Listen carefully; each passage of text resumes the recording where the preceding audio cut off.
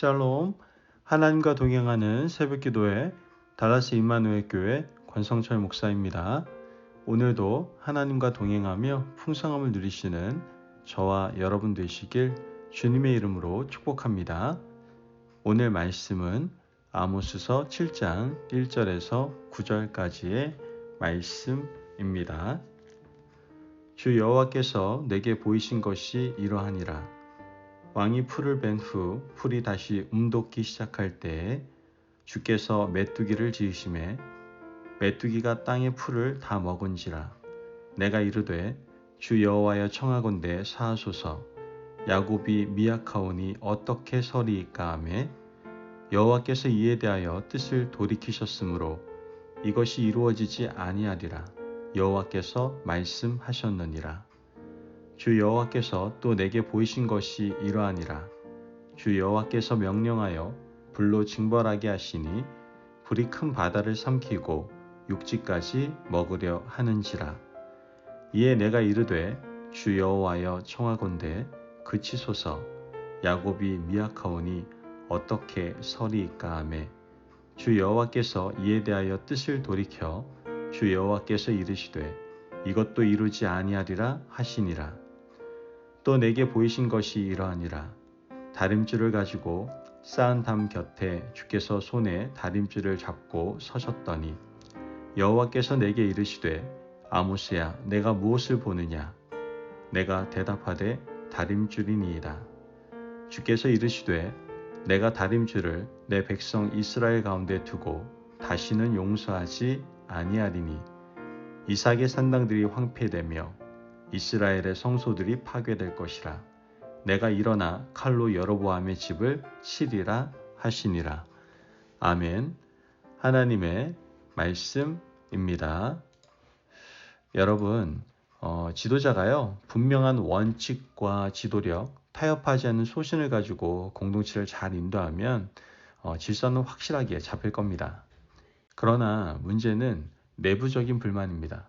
사람들은 이렇게 말하겠죠. 융통성 없고 고지식하고 타협할 줄 모르는 지도자 때문에 아주 답답해서 견딜 수 없다라고 말할 겁니다. 하지만 반대의 지도자에 대해서도 불만이 있을 수밖에 없습니다. 어떤 지도자가 원칙 없이 행동한다면 혜택을 입은 사람을 제외한 나머지 사람들이 당연히 아우성을 치겠죠. 그러므로 훌륭한 지도자는 본질에 있어서는 타협하지 않는 분명한 소신과 지도력을 가져야 하고요. 비본질에 있어서는 넓은 아량과 마음을 가지고 통큰 결단한 사람이 바로 훌륭한 지도자라고 할 수 있을 겁니다. 그러면 크게 문제될 것이 없어요. 우리 하나님 아버지는 바로 그러한 모습을 우리에게 보여주고 계시는 것이죠. 믿음 생활을 하다 보면 하나님께서는 통하는 것이 있고 통하지 않는 것이 있다는 것을 알 수 있습니다. 하나님은 본질에 있어서는 절대로 양보가 없는 분이십니다. 하지만 통하는 것도 있습니다. 끝없이 용서하시는 것도 있죠. 하지만 그 임계점에 도달하고 나면 하나님은요 반드시 심판하십니다. 오늘 본문을 통해서 우리는 하나님의 본성을 보게 됩니다. 하나님은 북이스라엘 백성들에게 아모스 선지자를 통해서 말씀을 주셨습니다. 여로보암 2세 시절 북이스라엘 백성들은 부유했지만 또한 타락했습니다. 하나님께서는 북이스라엘의 지도자들에게 심각한 죄가 있다고 말씀을 하셨죠.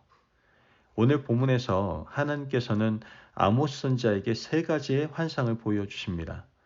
두 가지 환상을 통해서는 죄를 묻지 않겠다라고 말씀하시지만 마지막 환상은 돌이키지 않는 이들을 향하여 하나님의 무서운 심판을 예고하시는 것을 우리는 보게 되는 것이죠. 오늘 본문 2절 말씀을 보면 메뚜기가 땅의 풀을 다 먹은지라. 내가 이르되 주 여호와여 청하건대 사하소서. 야곱이 미약하오니 어떻게 서리이까 하매. 말씀을 보면 메뚜기가 풀을 다 먹었다라고 말합니다. 여기서 말하는 땅의 풀은 곡식을 말하는 거예요. 메뚜기 떼가 곡식을 다 먹어버린 겁니다. 그러면 백성들은 어떻게 될까요? 그들은 죽은 목숨이나 다름이 없습니다. 북이스라엘이 여로보암 2세 시절 물질의 부를 누렸다 할지라도 새까맣게 하늘을 뒤덮는 메뚜기 떼가 한꺼번에 몰려와서 곡식을 다 먹어버리면 그들은 죽은 목숨이나 다름이 없습니다.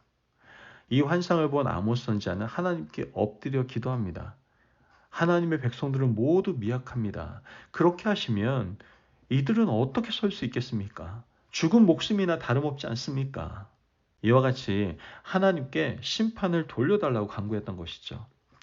선지자의 간구에 하나님은 응답하시는 것을 보게 되는데요. 3절 말씀을 보면 여호와께서 이에 대하여 뜻을 돌이키셨으므로 이것이 이루어지지 아니하리라. 여호와께서 말씀하셨느니라. 여러분, 하나님께서 뜻을 돌이키셨습니다. 메뚜기 심판을 허락하지 않겠다라고 말씀하신 것이죠. 이어서 두 번째 심판에 대한 환상이 나옵니다. 4절 말씀을 보면 주 여호와께서 또 내게 보이신 것이 이러하니라. 주 여호와께서 명령하여 불로 징벌하게 하시니 불이 큰 바다를 삼키고 육지까지 먹으려 하는지라. 말씀을 보면 하나님이 보내신 심판의 불이 바다와 육지를 삼키고 태운다라고 말씀합니다. 하나님의 진노의 불은 여러분 굉장히 무서운 겁니다. 하나님의 불이 바다와 땅에 임하면 나만 아는 것이 있을 수 없습니다. 여로보암 2세 시절은 해상무역이 굉장히 활발할 때였습니다. 배를 띄워서 물건을 사고 팔았어요. 그런데 하나님의 불이 먼 바다까지 오가는 배에 떨어지면 어떻게 될까요? 북이스라엘은 심각한 경제적인 타격을 입게 될 겁니다. 또한 불이 육지를 삼키면 어떤 일이 일어나겠습니까? 여러분, 전쟁이 일어난다는 겁니다. 아무리 금자탑을 높이 쌓아 올린들 소용이 없습니다. 아무리 경제적 평화와 부를 누리면 무엇하겠습니까? 하나님께서 이방 민족을 일으켜서 전쟁이 일어나게 하시면 쌓아둔 모든 재산이 불타서 사라지게 된다는 것이죠. 이 또한 무서운 재앙인 겁니다. 선지자는 이 환상을 보고 하나님께 울며 또 엎드립니다. 5절 말씀을 보면 이에 내가 이르되 주 여호와여 청하건대 그치소서 야곱이 미약하오니 어떻게 서리이까 하매. 선지자는 야곱이 미약하다는 말로 하나님의 긍휼을 기대하고 있는 거예요. 이에 하나님이 응답하시는데요. 6절 말씀을 보면 주 여호와께서 이에 대하여 뜻을 돌이켜 주 여호와께서 이르시되 이것도 이루지 아니하리라 하시니라. 말씀과 같이 하나님께서는 뜻을 돌이켜 심판하지 않는 것을 우린 보게 되는 것이죠. 이어서 하나님께서 선지자에게 보이신 세 번째 환상입니다. 7절 말씀을 보면 또 내게 보이신 것이 이러하니라. 다림줄을 가지고 쌓은 담 곁에 주께서 손에 다림줄을 잡고 서셨더니. 말씀을 보면 다림줄 환상을 보이셨습니다. 다림줄이 뭘까요? 건축 현장에서 수직을 맞추는 데 필요한 도구입니다. 땅바닥으로부터 시작해서 높게 벽을 쌓아 올리지 않습니까? 벽돌을 하나하나 쌓습니다. 그런데 사람이 아무리 좋은 눈썰미를 가지고 있다 하더라도 벽돌을 쌓아 올릴 때 삐뚤삐뚤해질 수밖에 없습니다. 그래서 건축자들은 다림줄을 위에서 아래로 늘어뜨리는 것이죠. 그래서 다림줄에 맞춰서 벽돌을 쌓아 올립니다. 그래야 반듯한 벽을 만들 수가 있기 때문이죠. 이러한 다림줄을 하나님께서는 이스라엘 백성들에게 보내겠다라고 말씀하시는 겁니다. 8절 말씀을 보면 여호와께서 내게 이르시되 아모스야 내가 무엇을 보느냐? 내가 대답하되 다림줄이니이다. 주께서 이르시되 내가 다림줄을 내 백성 이스라엘 가운데 두고 다시는 용서하지 아니하리니. 여러분, 하나님께서 다림줄을 이스라엘 백성들 가운데 두셨다라고 말씀하시죠. 또한 하나님은 다시는 용서하지 않겠다라고도 말씀하십니다. 메뚜기 재앙도 철회하셨고요. 불재앙도 철회하셨는데 다림줄은 철회하지 않겠다라고 말씀하고 계시는 겁니다. 다림줄이 그러면 뭘까요? 바로 하나님의 말씀입니다. 하나님의 말씀을 이스라엘 백성들 가운데 두고 말씀대로 사는지 그렇지 않은지 지켜보겠다라고 말씀하시고 계시는 겁니다. 하나님의 말씀에 근거해서 그들이 인생의 벽돌을 차곡차곡 쌓아 올리지 않으면 하나님은 이 재앙을 거두지 않겠다라고 말씀하시는 거예요. 즉 하나님의 말씀이 우리 인생의 기준이 되어야 된다라고 말씀하시는 겁니다. 그런데 사람들은 하나님의 말씀을 기준으로 삼지 않습니다. 세상을 기준으로 삼죠. 세상을 기준으로 삼고 있는 우리 인생 가운데 하나님의 말씀의 다림줄이 위에서부터 아래까지 쭉 늘어뜨려지면 우리 인생이 얼마나 삐죽삐죽 튀어나와 있는지, 얼마나 보기 흉한지 우린 깨달을 수 있을 겁니다. 하나님께서 말씀하시고 계시는 거예요. 내가 말씀의 다림줄을 너희들 인생 가운데 보내겠다. 튀어나온 벽돌이 있다면 다시 허물고 처음부터 다시 쌓아라. 밑바닥부터 다시 쌓아 올리렴. 하나님은 북이스라엘 백성에게도 또한 우리에게도 원점부터 새롭게 시작하라고 말씀하고 계시는 겁니다. 그런데 우리는 원점부터 시작하는 것을 싫어합니다. 우리 인생의 기준은 말씀이 아니라 다른 나라이며 믿지 않는 백성들의 세상 풍조이기 때문에 그렇습니다. 이제 우리는 하나님의 말씀을 다림줄로 삼고 그 말씀의 근거에서 내가 지금 제대로 살아가고 있는지 우리 인생을 돌이켜 보아야 됩니다. 그렇지 않으면 큰 화가 닥치기 때문이죠. 선지자는 메뚜기 심판이나 불심판을 예고하시는 하나님께 엎드려 간구했습니다. 하지만 다림줄 심판 예고에는 하나님께 엎드리지 않았어요. 매달리지도 않았습니다. 왜냐하면 하나님께서는 말씀의 기준에 있어서는 타협이 없는 분이다라는 걸 너무나 잘 알고 있었기 때문입니다. 여러분, 하나님의 말씀의 다림줄이 오늘 우리 인생에 드리워져 있다는 사실을 꼭 기억하시기를 바랍니다. 개인뿐만 아니라 교회와 나라와 민족도 마찬가지예요.